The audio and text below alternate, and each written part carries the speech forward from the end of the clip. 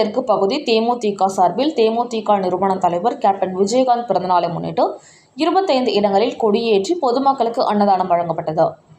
செங்கல்பட்டு மாவட்டம் தாம்பரம் தெற்கு பகுதி தேசிய முற்போக்கு திராவிட கழகம் சார்பில் தலைவர் கேப்டன் விஜயகாந்த் அவர்களின் 72வது பிறந்தநாளை முன்னிட்டு தாம்பரம் தெற்கு பகுதி கழக செயலாளர் கேட் தர்மா தலைமையில் வட்ட செயலாளர் ராசி மகேந்திரன், எம் இளங்கோ, குமார், கன்னியப்பன் மற்றும் சந்தோஷ்குமார் ஆகியோர் ஏற்பாட்டில் 5 வார்டுகளில் கேப்டன் விஜயகாந்த் பிறந்தநாள் விழா வெகு சிறப்பாக நடைபெற்றது.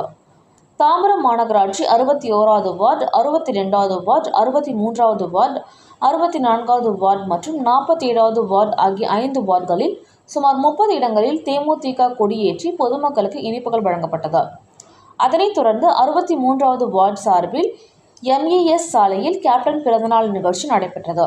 இதில் செங்கல்பட்டு மாவட்ட துணை செயலாளர் செழியன், மாநில பொதுக்குழு சரவணன், பகுதி செயலாளர் கேட் தர்மா ஆகியோர் கலந்து கொண்டு கேப்டன் அவர்களின் புகைப்படத்திற்கு மலர் தூவி மரியாதை செலுத்தினர். அதனைத் தொடர்ந்து பொதுமக்கள் 500 பேருக்கு அன்னதானம் வழங்கினர்.